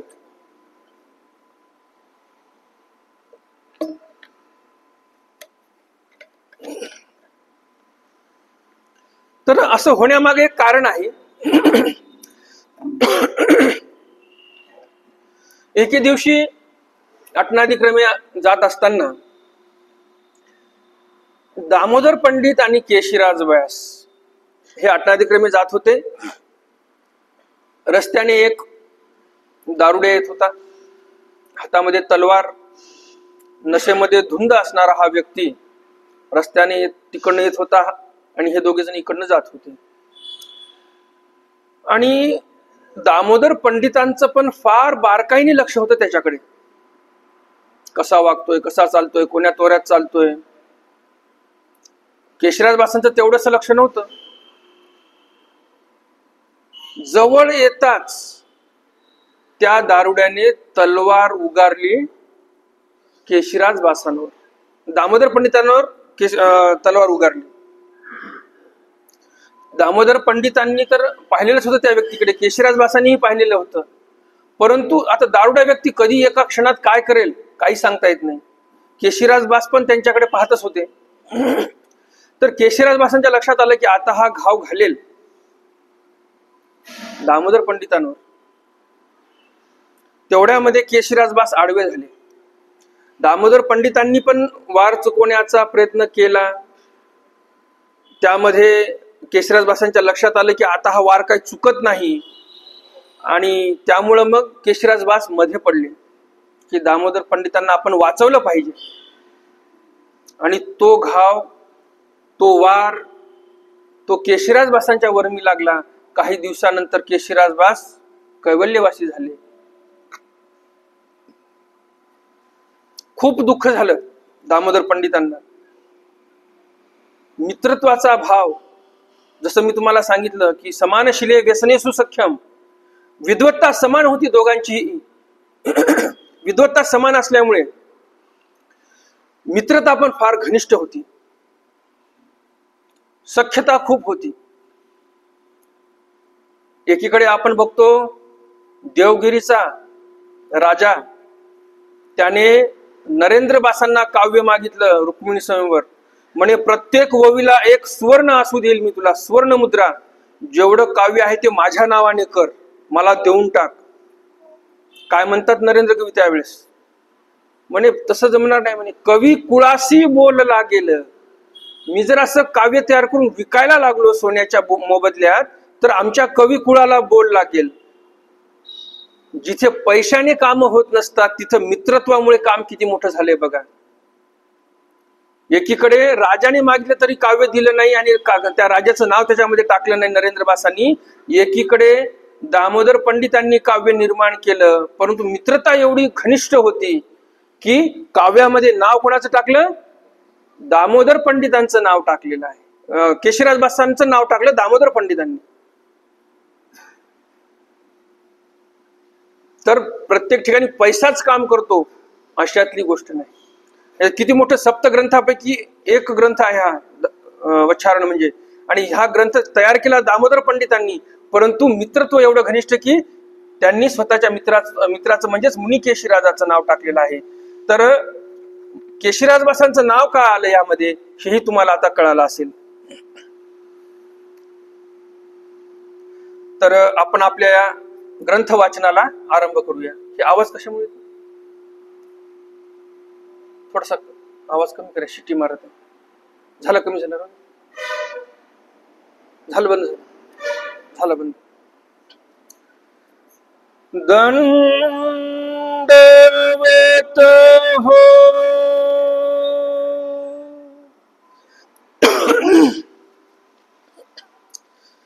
श्रीकृष्णाय नमः. सर्वप्रथम श्रीकृष्ण भगवंताला नमन करतात कवी. आपल्या माधवा पंथामध्ये जेवढे काही ग्रंथ आहेत त्या ग्रंथांमध्ये नाव येते श्री परेशाय नमः. ज्याप्रमाणे श्रीमद भगवत गीता गोरखपूरवाल्यांची त्याच्यामध्ये काय येते? श्री परमात्मने नमः आणि श्री परेशाय नमः. अर्थ एकच आहे, थोडासा शब्दामध्ये फरक आहे. तर मानव साहित्यामध्ये बहुतांश ग्रंथांमध्ये श्री परेशाय नमः असंच येते, परंतु हा जो ग्रंथ आहे श्रीकृष्ण भगवंताच्या संदर्भामध्ये आहे म्हणून कदाचित इथे श्रीकृष्णाय नमः असं इथं आलेलं आहे. सर्वप्रथम दामोदर पंडित व्यक्त अव्यक्त ईश्वर आणि भक्त, जे व्यक्तमंत आणि अव्यक्तमंत ईश्वर आहेत आणि जे भक्त आहेत यांना नमन करतात. परब्रह्म परानंद स्वच्छंदोपात विग्रह जीवोद्धार विहार श्री चक्रपाणे नमोस्तुते. परब्रह्म म्हणजे श्रेष्ठ असे ब्रह्म, परानंद म्हणजे श्रेष्ठ असा आनंद, स्वच्छंदोपात विग्रह ते कसे आहेत? जे परब्रह्म आहेत, जे परानंद म्हणजे श्रेष्ठ प्रकारचा आनंद ज्यांच्या ठिकाणी आहे असे जे ब्रह्म आहेत ते कसे आहेत? तर स्वच्छंदोपात विग्रह, स्वतःच्या छंदाने स्वतःचा अवतार धारण करतात, स्वइच्छेने सांगायचं म्हणजे. त्यांच्यावर कोणाचं बर्डन नाही, कोणाची त्यांना आज्ञा नाही, कोणी आज्ञा करत नाही त्यांना. तर असे ते परमेश्वर आहेत. स्वच्छंदोपात स्वतःच्या इच्छेने, विग्रह म्हणजे अवतार घेतात. मग असा हा अवतार घेतात तरी कशासाठी? जीवोद्धार विहार, जीवाचा उद्धार करण्यासाठी विहार करतात आणि ते विहरण करण्यासाठी, लीळा करण्यासाठी अवतार घेतात. अशा त्या परब्रह्म परमेश्वर अवताराला म्हणजेच श्री चक्रपाणे नमोस्तुते, म्हणजेच श्री चक्रपाणी महाराजांना ते नमस्कार करतात. चक्रपाणी महाराज म्हणजे कोण? चक्र म्हणजे सुदर्शन चक्र, पाणी म्हणजे कर, हाताला संस्कृत मध्ये पाणी म्हणतात. तर असा ते सुदर्शन चक्र ज्यांच्या श्रीकरामध्ये आहे असे ते श्रीकृष्ण भगवंत त्यांना इथे नमन करतात. किंवा जेतुलेही ईश्वर अवतार झाले तेही चक्रपाणी आहेत. म्हणजे जे काही ज्ञान चक्र, शक्ती चक्र आहे ते प्रत्येक ईश्वर अवताराच्या ठिकाणी आहे. म्हणून प्रत्येक ईश्वर अवताराला आपण चक्रपाणी असं म्हणू शकतो. आणि या ओवीमध्ये आपण असं म्हणू शकतो की सर्वच ईश्वर अवतारांना इथे दामोदर पंडितांनी नमोस्तुते म्हणजे नमन केलेलं आहे. जयापासोनी जगा जन्म जे परिपूर्ण आत्मा राम ते ध्यायिले परब्रह्म गुरु प्रसादे. जयापासोनी म्हणजे ज्यांच्यापासून, ज्यांच्या म्हणजे कोणाच्या, तर जे काही निर्गुण, निरवयव, निराकार जो अव्यक्तमंत परमेश्वर आहे त्यांच्यापासूनही जगा जन्म. जगा जन्म म्हणजे इथे काय काय आलं? फक्त जीवाचा जन्म करवला मायेला सांगून, अद्यमळ लावून, चैतन्यमम जीवा जन्म बोली जानेथा ज्ञान बोली जे वगैरे जे आलेलं आहे संसर्णामध्ये, तेवढाच अर्थ इथे अभिप्रेत नाही. इथे जीवा जन्म नाही बोललेलं, तर जगा जन्म म्हणजे इथे प्रपंचाची रचना ही आली आणि जीव जे जन्माला आलेला आहे, स्वर्ग नरक कर्मभूमी मोक्ष या चतुर्विध कर्मफळी हा जो जीव आला त्याचाही जन्म. हे जे सूर्य चंद्र तारे नवग्रह नभमंडळ समुद्र डोंगर दऱ्या खोऱ्या हे सर्व जे दिसत आहे आपल्याला, हे सर्व जन्माला कोणापासून आले? तर ईश्वरापासून आले. जयापासूनही जगा जन्म, सर्व जगत ज्यांच्यापासून जन्माला आलेला आहे. जे परिपूर्ण आत्मा राम ते कसे आहेत? परिपूर्ण आहेत. अपूर्णता त्यांच्यामध्ये काहीही नाही. मग ते रमत असतील कुठे इकडे तिकडे? तर तसं नाही. आत्मा राम म्हणजे ते स्वतःच्या ठिकाणीच रममान आहेत, इकडे तिकडे कोणाच्या ठिकाणी रममान होत नाहीत. थोड्या वेळासाठी ते फक्त एका ठिकाणी रममान झाले म्हणजे जीवाच्या ठिकाणी. कारण ज्यावेळेस हे सर्व व्यक्त ब्रह्मांड, हे आकाशगंगा हे काही तयार नव्हतं, त्यावेळेस परमेश्वर फक्त आपला आपला आनंद घेत होते आणि आत्मरममान होते. त्या काळामध्ये परमेश्वराला असं वाटलं की आपल्या ठिकाणी एवढा आनंद आहे, आपण कोणाला तरी आनंद दिला पाहिजे. जसं संतांचं लक्षण आहे, तळमळीत हे जन न देखवे डोळा म्हणून कळवळा येत असे. हे कोणाचे लक्षण सांगितलेले आहेत? संतांनी सांगितलं. हे संतांचं लक्षण आहे. परंतु हेच लक्षण आपल्याला ईश्वराच्या ठिकाणी दिसते, किंबहुना ईश्वराच्या ठिकाणी आहे म्हणून संतांच्या ठिकाणी हे लक्षण आलेलं आहे. कारण या प्रसंगावरून काय लक्षात येते आपल्याला की परमेश्वर तर अव्यक्तमंत आपला आपला आनंद घेऊन मग्न होते, आत्माराम होते, ते आत्मरमान असणारे ते परमेश्वर. त्यांना काय झालं? आनंद कोणाला तरी द्यावासा वाटला. देवतेकडे पाहिलं, देवता ह्या त्रिगुणामध्ये बांधलेल्या पाहिल्या. प्रपंचाकडे पाहिलं, प्रपंच हा काय आहे? जडमूड आहे, याला सुखही प्रभवत नाही, दुःखही प्रभवत नाही. जीवाकडे पाहिलं, जीव हा दुःखीस्तही नव्हता आणि सुखातही नव्हता. ना दुःखात ना सुखात त्या तमामध्ये पडलेला होता. अधिकार पाहिला तर म्हणे सर्वाधिकारी आहे जीव, हा आपल्या आनंदाला पात्र होऊ शकतो असं देवाला दिसलं. मग इथं देवाचं मन तळमळलं. तळमळीत हे जीवन देखवे डोळा म्हणून कळवळा येत असे. जणू काही देव असेच बोलले असतील त्या काळामध्ये. हे जे जीव पडलेले आहेत तमामध्ये, दुःखही नाही सुख नाही, देवाला वाटलं हे आनंद घेण्यासाठी जर आपल्या योग्य असतील तर आपण आनंद यांना दिला पाहिजे, म्हणून हा एवढा मोठा पसारा देवाने निर्माण केला. किती मोठा पसारा आहे. आपण हे नवग्रह पाहतो, एक ब्रह्मांड म्हणतो आपण, बरोबर की नाही? हे नवग्रह दिसतात आपल्याला. पृथ्वी आहे, जे काही 56 कोटी योजनाचं जे काही ब्रह्मांड आहे, हे एक ब्रह्मांड झालं. असे अनंत ब्रह्मांड परमेश्वराला मायेला सांगून निर्माण करावे लागले. तुम्ही सांगा आता, एवढा कळवळा कधीतरी कोणी कोणाचा केला असेल का? आपण हल्ली म्हणतो की Mumbai Ahmedabad bullet train mega project म्हणतो, बरोबर की नाही? किंवा आपल्या नागपूरमध्ये मेगा प्रोजेक्ट असतील काही, मिहान सारखे आहेत ना, मेगा प्रोजेक्ट बोलतो आपण त्याला. तुम्ही विचार करा, जे परमेश्वराने प्रोजेक्ट हातात घेतला, आता याला किती मेगा म्हणावं? या जीवासाठी देवाने सूर्य चंद्र तारे सर्व तयार केले, अष्टकुळांचल जे काही असतील, सप्त पाताळ समुद्र, हे जे काही खंड आहेत, आशिया खंड, युरोप, अमेरिका, आफ्रिका, हे सगळं पृथ्वी तयार केली देवाने. किती मोठा मेगा प्रोजेक्ट हाती घेतला देवाने. तर असं हे सर्व ज्या परमेश्वराने तयार केलं, ते परमेश्वर थोड्या वेळासाठी फक्त जीवाकडे पाहतात आणि म्हणतात, अरे याला आपण आनंद दिला पाहिजे, आणि हा एवढा मोठा व्यापार चालू करतात परमेश्वर. ते ध्यायले परब्रह्म, असे ते परब्रह्म म्हणजे श्रेष्ठ प्रकारचे ब्रह्म, त्याचं आम्ही ध्यान करतो. कोणामुळे? गुरु प्रसादे. परमेश्वराचं ध्यान आपल्याला कशामुळे करायला मिळत आहे? गुरुमुळे मिळत आहे. कधीही लक्षात ठेवायचं, गुरुमुखातून जे आलेलं शास्त्र आहे तेच शास्त्र आपल्यासाठी महत्वाचं.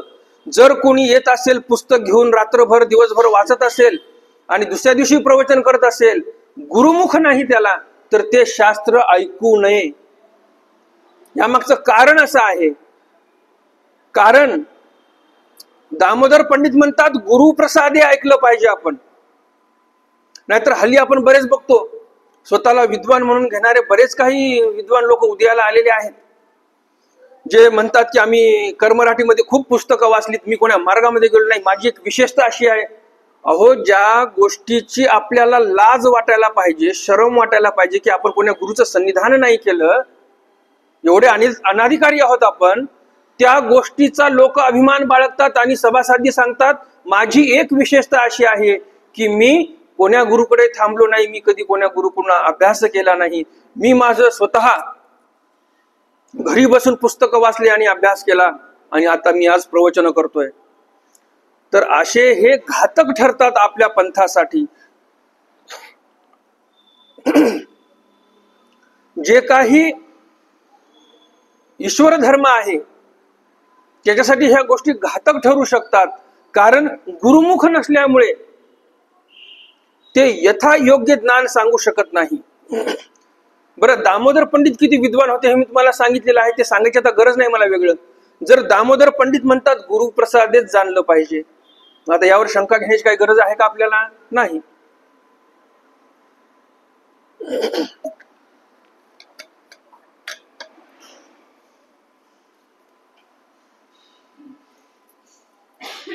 तर गुरुप्रसादेच आपण ऐकलं पाहिजे, गुरुमुखातून जे आलेलं आहे तेच आपण ऐकलं पाहिजे. कारण जे जसं आहे तसंच ज्ञान गुरु तुम्हाला सांगतील. जसं काही प्रसंग असतात बघा, लीळा चरित्रामध्ये स्वामींनी पण सांगितलेलं आहे, अर्थ तो प्रकरण वशे. काय म्हणतात देव?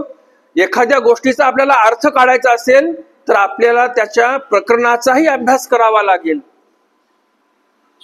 जसं हल्लीच्या काळामध्ये आपण बघतो की आपल्या जे काही वासनिक मंडळीमध्ये काही असतात की ते बुद्धिभेद करण्याचा प्रयत्न करतात. काही लोक काही वेगळं सांगतात, म्हणजे असते स्वामींचं चरित्र, परंतु स्वामींनी जे सांगितलेलं आहे अर्थ तो प्रकरणवशे, त्यानुसार न सांगता स्वक्तीचं सांगतात. काही लोक आपल्याच वासनिकांमध्ये बुद्धिभेद करण्याचा प्रयत्न करतात. जसं आता अर्थ तो प्रकरणवशे जाणावा देवाने सांगितलं. एक छोटस एक प्रकरण सांगतो तुम्हाला, म्हणजे त्या प्रकरणावशावून आपण अर्थ कसा घेतला पाहिजे, खरा अर्थ काय हे आपल्याला लक्षात येईल. मांडव पंथाचे आद्याचार्य श्री नागदेवाचार्य यांचा संन्यास झालेला होता. घरचे फार गडगंज श्रीमंत होते, अशातला काही प्रकार नव्हता, गरिबीची परिस्थिती होती. त्यांच्या पत्नीला अंगावर प्रावरण करण्यासाठी धड वस्त्र नव्हतं. कुठंतरी ठिगळ लावलेलं, कुठंतरी फाटलेलं, कुठंतरी काही, कुठं जास्तच फाटलं तिथं अशी गाठ मारून ठेवलेली, एवढी गरिबीची परिस्थिती. छोटासा मुलगा होता घरी. तर अशा परिस्थितीमध्ये त्यांना आवडी संचरली स्वामींची. त्यांना असं वाटायचं आपण स्वामीपाशीच राहिलं पाहिजे. तर त्या वेळेस त्यांनी असं ठरवलं. आता मध्ये अडथळे बरेच आणले यांनी, दादोसांनी वगैरे. दादोसांनी स्वामींना सांगितलं म्हणे हा नागदेव विचित्रा धांडाळाचा आहे म्हणे, दरोडेखोर होता म्हणे हा, आता सध्या कमी केलं पण आहे मात्र माणूस विचित्र, याला तुमच्याजवळ ठेवू नका. देव म्हणतात कशामुळे? नाही म्हणे हा विचार करत आहे म्हणे तुमच्यापाशी थांबण्याचा. देव म्हणतात ज्यांची थांबण्याची इच्छा होते त्यांना आम्ही पाठवत नाही, आणि जे जायचे म्हणतात त्यांना आम्ही थांबवत नाही म्हणे, आम्ही तसं करत नसतो. मग दादोसांना वाटते अरे देव पण आपला ऐकायला तयार नाही, मग अजून काय लावलिंग्या करतात हे. म्हणतात म्हणे हा अनेका धांडाळाचा, म्हणे इथं काही विचित्रपणा वागल किंवा काही विचित्र इथं पाहिल, बाहेर जाऊन सांगेल, देवाची बदनामी. देव म्हणतात आमच्या ठिकाणी काय पाहणार आहे म्हणे, असं काही तुम्ही बोलायला लागले. आमच्या ठिकाणी काय पाहणार आहे की बाहेर जाऊन तो बडबडेल, असं काय होणार नाही म्हणे. आता दादोसांना वाटते देव तर काय आपलं ऐकायला तयार नाही. मग म्हणे आता यांच्या आईकडे जायचं. मग आपल्या हे दादोस आपले याच्याकडे गेले, आबाईसांकडे, आणि जाऊन सांगितलं म्हणे हा नागदेव, म्हणजे दादोसांचे जे शब्द आहेत ते सांगत आहे बरं का. मी नाही तर एखाद्या वेळेस काय होते, आता हा व्हिडिओ तयार होत आहे, आता हा युट्यूबवर जाणार, मग काही काही खाली कमेंट करतात की तुम्ही नागदेवाचार्यांना नागदेव कसं काय बोलले. मी बोलत नाही या प्रसंगामध्ये, या लीळेमध्ये जे दादोस बोलत आहेत आबाईसांना, ज्या पद्धतीने बोलत आहेत ते पद्धत मी तुम्हाला सांगत आहे बरं का, त्याच्यामुळे कन्फ्युजन करून घेऊ नका. तर दादोस काय म्हणतात आबाईसांना जाऊन, म्हणे आबाई हा तुझा नागदेव गोसाव्यापाशी राहू पाहतो असे, म्हणजे स्वामीजवळ राहणार आहे, संन्यास घेणार आहे. आबाई म्हणतात असं कसं?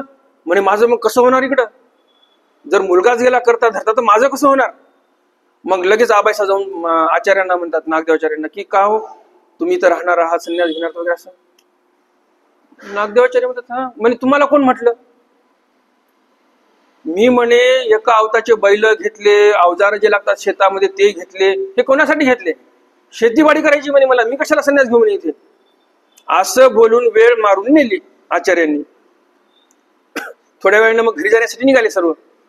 रस्त्याने जात असताना विचार चालू आचार्यांचा, ओढ तेवढी लागलेली आहे देवाची की म्हणे देवापाशी जावं की घरी जावं, कसं करावं कसं करावं. आबाईसांना यांना म्हणतात तुम्ही जा पुढं, मला जायचं दीर्घशंकेला, मला जायचं दीर्घशंकेला, तुम्ही पुढं व्हा, माझी काय वाट बघू नका, मी जाऊन येतो. मग ते दीर्घशंकेला गेले, शौचासाठी गेले, आणि मग म्हणजे निमित्त सांगितलं बरं का, तसं गेल्यासारखं केलं, यांना पुढे जाऊ दिलं, आणि हे परत स्वामींकडे आले. स्वामींपाशी आले आणि म्हणे की मला तुमच्याजवळ राहायचं. स्वामी म्हणतात तुम्हाला राहावं वाटेल तेवढे दिवस तुम्ही राहणार, ज्यावेळेस जावंसं वाटेल त्यावेळेस तुम्ही जाणार. तुमच्या मनासारखं तुम्ही जर वागत असाल तर आम्ही असं इथं राहू देत नाही. आम्ही ज्यावेळेस बोलवलं, आम्ही ज्यावेळेस थांबा म्हणू त्यावेळेस थांबावं लागेल, आम्ही ज्यावेळेस जा म्हणू त्यावेळेस जावं लागेल. आमच्या आज्ञेप्रमाणे जर तुम्ही वागत असाल तर आम्ही राहू देतो. आचार्य म्हणतात काय हरकत नाही. लगेच बाईसांना म्हणतात आणा पोफळ, सुपारी आणली, संन्यासच झाला तिथे. परिस्थिती कशी आहे तुम्हाला मी सांगितली, पत्नीला घरी घालायला कपडे नाहीत, लेकरांना प्यायला दूध नाही, लहान लेकरांना राहण्यासाठी घर नाही, झोपडा आहे, तर पाऊस पडला तर पाणी टपकते मध्ये. एवढं संसारामध्ये अवघड कंडिशन असताना अनुसरण झालं, आणि अनुसरण झाल्यानंतर काही दिवसानंतर आचार्यांना वाटायला लागलं की कोणी सद्भक्त येतात, काही पैसातला कोणाकडे असते ते चांगला अवसर करतात देवाच्या ठिकाणी. आचार्यांना वाटायला लागलं मी पण काहीतरी देवाच्या ठिकाणी अवसर केला पाहिजे, माझ्याकडून काहीच क्रिया होत नाही. त्यावेळेस काय म्हणतात स्वामी, देव तो काहीसेन भजावा पुजावा न लगे, देव तो अंतर्गाम्य की, अंतर्गामी असला पाहिजे देव. आता हे कोणाला सांगितलं? नागदेवाचार्यांना सांगितलं. अर्थ तो प्रकरणवशे, प्रकरण काय आहे हे ध्यानात घेऊन आपण अर्थ केला पाहिजे. आता ह्याच ठिकाणी जर गदो भांडारी असते, म्हणजे त्या काळातील महाराष्ट्र राज्याचे अर्थमंत्री कोषाध्यक्ष रामदेवाच्या दरबारातील देवगिरीचे जे रामदेव राजा होते त्यांच्या काळातील हे भांडारी होते. आता त्यांना देवाने निरूपण केलं का हो? देव तो काहीसनी भजावा पूजावा न लगे देव तो अंतर्गामी की नाही. ज्यांच्याकडे आहे त्यांनी धनद्रव्यानेच देवाची सेवा केली पाहिजे. ज्यांच्याकडे नाहीच आचार्य तिथे अनुसरलेले आहेत. मग आता ते जर मी तुम्हाला निरूपण केलं देव तो काहीसेने भजावा पूजावा न लगे देव तो अंतर्गाम्य की काही गुणाला दक्षिणा नाही करायची, देवाला विडावसर नाही ठेवायचा, देवाला पैसे नाही काय करायचे, काही नाही असं जर सांगितलं जमेल का? हे आपले संस्कार असतात. देवाच्या ठिकाणी चाललो आपण काहीतरी अर्पण केलं पाहिजे. जर असं जर म्हणायला गेलं देव तो अंतर्गाम्य की, मग श्रीकृष्ण महाराजांनी अर्जुन देवाला सांगितलंच नसतं पत्रम पुष्पम फलम तो यमी ओमे भक्ता प्रयच्छति. देव म्हटले असते अंतर्गामीच करतो. शेवटी देवाने पाणी का असे ना अर्पण कर म्हणून सांगितलंय की नाही? बरोबर की नाही? कशासाठी सांगितलंय बरं? हे सगळं तर देवाचंच आहे ना. मी जसं तुम्हाला सांगितलं सुरुवातीला की हे सर्व जे व्यापार हे सर्व जे तयार केलं हे जगाचा जन्मच देवापासून आहे. पाणी पण देवाचंच आहे. पाणी काय आपण तयार करतो का? पण देवाने सांगितलं पानं फुलं फळं जे काय अर्पण करायचे किमान पाणी. लामायसाची अक्षय तृतीया देवाने तिथं हे करून घेतली, पावन करून घेतली पाण्यावरच.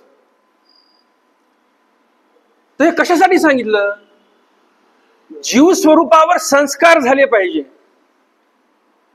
हे जे अर्पण करण्याची म्हणजे देण्याची मनाला या माणसाला पद्धत माहिती राहिली पाहिजे. हे संस्कार या जन्मीच्या पुढच्या जन्मापर्यंत चालतात.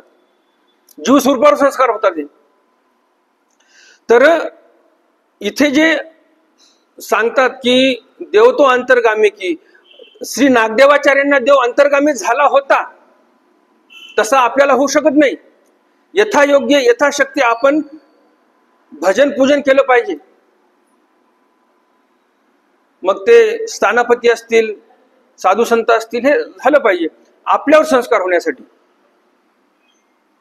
तर गुरुमुखातून जर ज्ञान आलं तर असं प्रकरणवश सर्व प्रकरण काय नेमकं सांगून तुम्हाला ज्ञान मिळेल. आणि जर प्रकरणवश माहित नाही अर्धवट घेऊन जर चाललात तर मग ते ज्ञान तुमच्यासाठी हानिकारक होईल. आपल्या ब्रह्मविद्येमध्ये पक्षकार सांगतात अज्ञान अन्यथा ज्ञान फेडोनी अज्ञान केला तो तव निका. काय म्हणतात आपले पक्षकार? पक्षकार म्हणजे काळ्या दगडावरची रेख बरं का. पक्षकारांचं बोलणं म्हणजे काळ्या दगडावरची रेख असते. ज्याप्रमाणे आपल्याला सूत्रपाठ आहे त्याचप्रमाणे पक्षकारांचं बोलणं आपल्यासाठी असते. तर पक्षकार काय सांगतात आपल्याला? अन्यथा ज्ञान फेडोनी अज्ञान केला तो तव निका. का? कशामुळे? अन्यथा ज्ञान ते विष ते तव मारिते. अन्यथा ज्ञान जर तुम्हाला प्राप्त झालं, बुद्धिभेद तुमचा जर कोणी करत असेल अन्यथा ज्ञानाने, तर ते अन्यथा ज्ञान जे आहे ते विष आहे. आणि विष काय करते? माणसाला मारून टाकत असते. तर हे अन्यथा ज्ञान रूपी विष जर आपल्यामध्ये प्रवेशलं तर आपल्याला काय होईल? आपल्या ठिकाणचा धर्म जो आहे तो मरून जाईल. मग आपण म्हणणार देवाला काय करायचं, देवाला काय करायचं, देवाला काहीच नाही आणायचं, कपाळ टेकवायचं निघून जायचं. यथाशक्ती पानं व्हा, फुलं व्हा, फळं व्हा, यथाशक्ती काय द्रव्य अर्पण करता येते ते करा. हे संस्कार पुढे चालले पाहिजे. कारण लीळाचरित्रामध्ये भरपूर काही असे प्रसंग आहेत. आता पुढे भविष्यामध्ये आता 15 दिवस आपण सांगणारच आहोत, त्यामध्ये मी ते सांगतच चालेल. तर इथे दामोदर पंडित जे आपल्याला सांगतात या ग्रंथाच्या पहिल्या ओवीमध्ये, ते महत्वाचा शब्द म्हणजे गुरु प्रसादे. आचार्यांपासून जे काही परंपरा चालत आलेली आहे ती परंपरेने जे ज्ञान आलेलं आहे ते ज्ञान महत्वाचं आहे. तयाचे साकारा सगुणा सर्व भावी केले नमना. येया त्रिभुवन जीवना श्री कृष्णराया. तयाची साकारा सगुणा सर्व भावी केले नमना. त्याच साकार आणि सगुण अशा परमेश्वराला सर्व भावी केले नमना, सर्व भावेनिशी मी नमन करतो. यया त्रिभुवन जीवना श्री कृष्ण राया, या तिन्ही भुवनाचं जीवन जे आहेत ते श्रीकृष्ण भगवंत यांना मी सर्व भावे नमन करतो. ज्याप्रमाणे आपलं हे जीवन चालू आहे प्राणवायूमुळे, बरोबर ना? प्राणवायू म्हणजे काय? ऑक्सिजन. तर आंग्ल भाषेमध्ये ऑक्सिजन म्हणतात, मराठीमध्ये प्राणवायू म्हणतात. तर या प्राणवायूमुळे जसं आपण जगत आहोत त्याप्रमाणे या त्रिभुवनाचं जीवन जे आहे म्हणजे प्राणवायू जो आहे तो परमेश्वर आहे. परमेश्वर आहे म्हणून सर्व चालू आहे. ही जी ब्रह्मांडाची घडी आहे देवाने बसवलेली, ही ब्रह्मांडाची घडी व्यवस्थित चालू आहे ते परमेश्वरामुळे, श्रीकृष्ण भगवंतामुळे. आणि अशा त्या श्रीकृष्ण रायाला मी सर्व भावे नमन करतो असं दामोदर पंडित इथे म्हणतात. जे सकळ तीर्थांचे जन्मस्थान, देवता करीती आराधन, ते श्री चक्रधराचे श्री चरण नमस्करिले. जे सकळ तीर्थांचे जन्मस्थान, सर्व तीर्थाचं जन्मस्थान, देवता करीती आराधन, सकळ देवता 81 कोटी 1.25 ज्या देवता आहेत त्या देवता आराधना करतात परमेश्वराची. ते श्री चक्रधराचे चरण, ते श्री चक्रधर म्हणजेच श्रीकृष्ण भगवंत किंवा सर्वज्ञ श्री चक्रधर स्वामी यांचे चरण नमस्करिले. दामोदर पंडित त्या परमेश्वर अवतारांचे चरण नमस्कारत आहेत. आपला वेळ झाला. तर आजचं हे आपलं सत्र इथे संपलेलं आहे आणि संध्याकाळी जे वेळ ठरलेली आहे त्या वेळेनुसार आपलं संध्याकाळचं सत्र चालू होईल. ते सांगतील ना. मी एकदा दंडवत करून घेतो नंतर. दंडवत हो.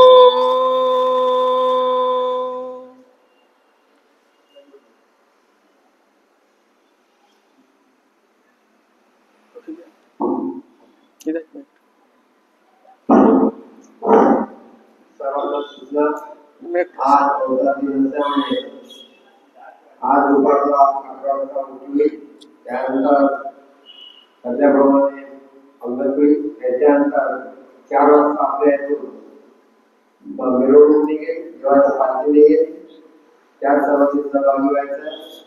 त्यानंतर पालखीनंतर सर्वांना महाप्रसाद, त्याचप्रमाणे प्रसादाच्या आधी थोडं मार्गदर्शन करतील बाबा. पालखी आल्यानंतर मिरवणूक आली, थोडं 8 तास त्यांचं प्रवचन, त्यांनी सर्वांनी जास्तीत जास्त संख्येने अवकाश दिला, पालखी उपस्थित राहावं आणि कार्यक्रमाची शोभा वाढवावी.